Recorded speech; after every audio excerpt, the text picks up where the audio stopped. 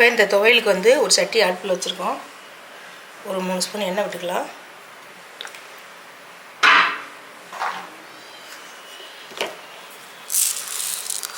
உளுந்து வந்து ஒரு கைப்பிடி அளவு,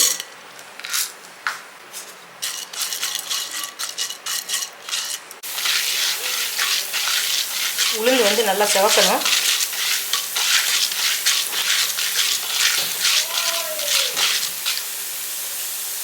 அதில் வந்து உளுந்து கொஞ்சம் செவந்துருச்சு.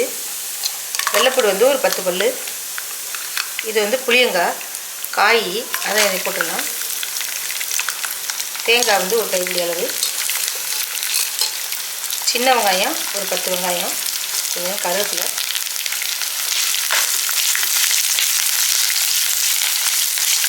எல்லோரும் புளி போட்டு செய்வாங்க. நம்ம கொஞ்சம் புளியங்காய் போட்டு செஞ்சு பார்க்குறோம். அந்த துவையல் அருமையாக இருக்கும். செஞ்சு பாருங்கள். சுடுசாதத்தில் நெய் ஊற்றி சாப்பிட்டிங்கன்னா அருமையாக இருக்கும். எல்லாமே சேர்த்து இந்தளவுக்கு வதங்கிடணும். பாருங்கள் எவ்வளோ ட்ரையாக வதங்கியிருக்குன்னு. இப்போ அடுப்பு அமர்த்திடலாம். இது கொஞ்சம் சூடு ஆறட்டும். நல்லா ஆறிடுச்சு. மிக்ஸி ஜாரில் போட்டுக்கலாம். போட்டு நல்லா துவையல் அரைச்சிக்கலாம். இதுக்கு தேவையான உப்பையும் போட்டுருவேன்.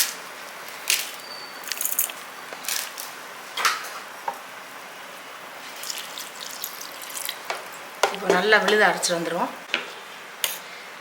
பாருங்கள் துவையல் வந்து சூப்பராக ரெடி ஆயிடுச்சு. இந்த மாதிரி செஞ்சு சாப்பிடுங்க, சூப்பராக இருக்கும். சுடு சாதத்தில் நல்லெண்ணெய்யோ நெய்யோ ஊற்றி புரட்டி சாப்பிட்டிங்கன்னா ரொம்ப டேஸ்ட்டாக இருக்கும்.